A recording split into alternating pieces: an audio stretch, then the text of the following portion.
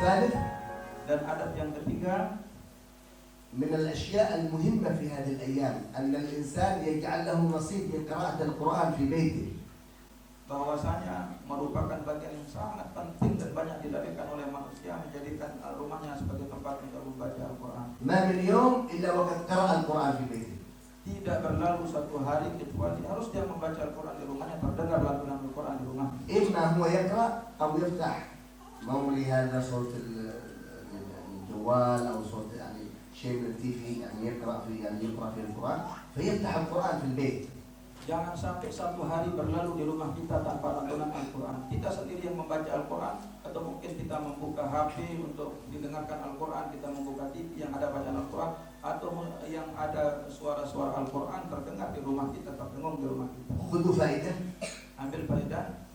البيت الذي تقرأ في سورة البقرة الشيطان وأولاده وأهله كلهم لا يقدرون الدخول إلى هذا البيت مدة 3 أيام.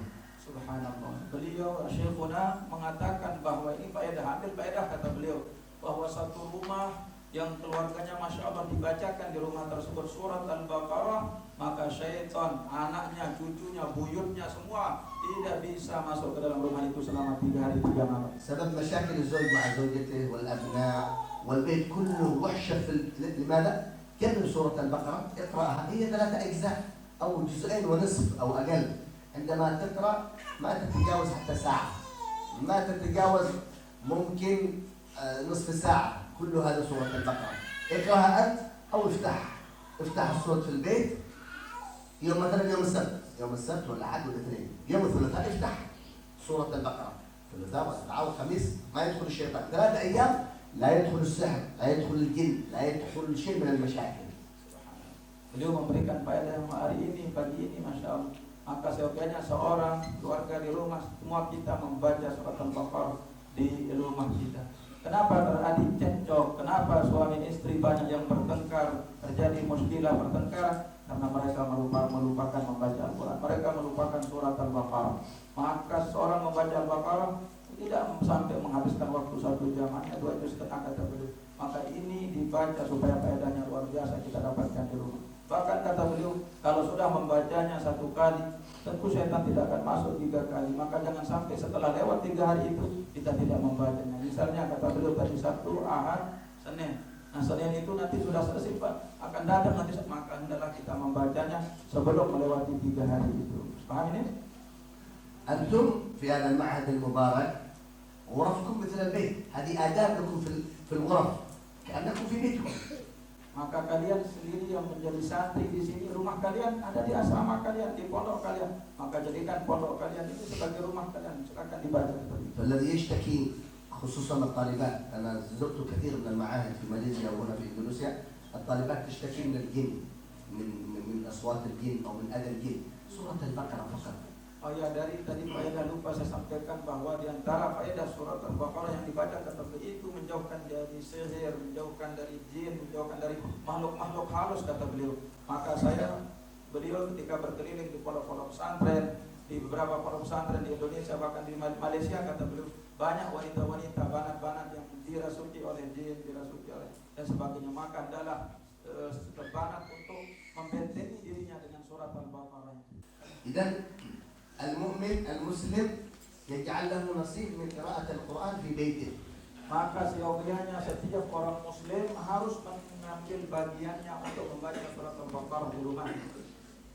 اجعلوها كلها ساعة فقط. سورة البقرة كل يوم ساعة يحفظك الله من الجن من السحر يكثر في هذه الأيام.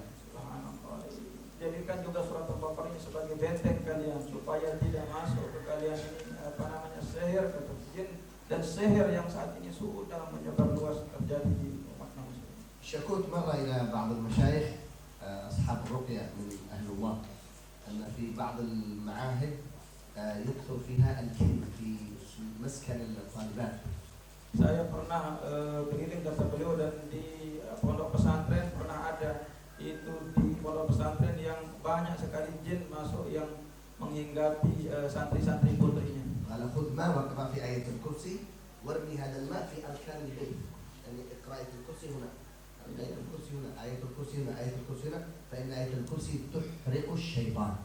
Tentu silakan ambil air dengan telapak tangan, kemudian bacakan di air tersebut ayatul kursi tersebut. Kemudian lemparkan air tersebut di sudut-sudut daripada rumah atau pondok tersebut. Dibuang air yang sudah dibacakan pada ayat kursi, di sini ayat kursi, di sudut sana ayat kursi, di sini ayat kursi, di sudut sini ayat kursi. إذن البيت الذي يقرأ فيه القرآن وخصوصا سورة البقرة يخرج منه الشيطان وتحله الملائكة. Maka rumah yang dibacakan padanya itu ayat kursi, surat Al-Baqarah, maka di sana setan pergi, setan lari, tapi malaikat yang akan datang menempati rumah tersebut. وفي الحديث البيت الذي يقرأ فيه القرآن يضيء لأهل السماء كما تضيء السماء لأهل الأرض. Maka di dalam sebuah riwayat dijelaskan rumah yang dibacakan padanya Al-Quran maka akan senantiasa bersinar untuk orang-orang yang ada di langit sebagaimana bersinarnya langit untuk orang-orang yang ada di bumi. بيوتكم أيها الآباء، غرفكم، مسكنكم أيها الطلاب، إذا يقرأ فيه دائما كل يوم القرآن ولو حتى مراجعة المحفوظ للقرآن، يعني للغرفة أو للمسكن أو للبيت نصيب من القرآن. عندما نخرج في الليل نرى النجوم كلها تضيء جميلة جدا والقمر مضيء ليلة 14. الملائكة تنظر إلى بيتك كل البيوت مظلمة إلا بيتك هذا يشرق بالنور. ماذا؟ هنا يقرأ كلام الله. Maka rumah yang dibacakan Al-Quran, dilantulkan Al-Quran di sana akan bersinar bagi penduduk langit. Perhatikan bahwa semua kita membaca Al-Quran walaupun kita murojaah dari apa yang sudah kita hafal, maka rumah yang dibacakan Al-Quran sama seperti bintang-bintang yang ada di langit itu bersinar ketika dilihat oleh para malaikat rumah tersebut. Rumah-rumah yang lain itu dalam keadaan gelap kecuali rumah yang dibacakan Al-Quran. الآن أنا أتكلم معكم وأترك لكم 10 دقائق في الأخير، أريد أسمع منكم الأسئلة. Sekarang kata beliau akan mengajar, menyetop pelajarnya nanti di akhir dan beliau akan memberikan kepada kita beberapa pertanyaan-pertanyaan. البيت الذي لا يقرأ فيه القرآن كالبيت الخرب الذي لا عامر له.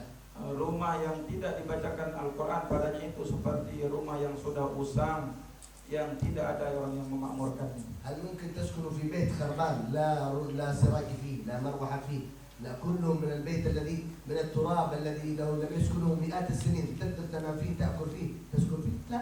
فالبيت الذي ليس فيه القرآن هو ظاهرا جميل لكن باطنا خربان.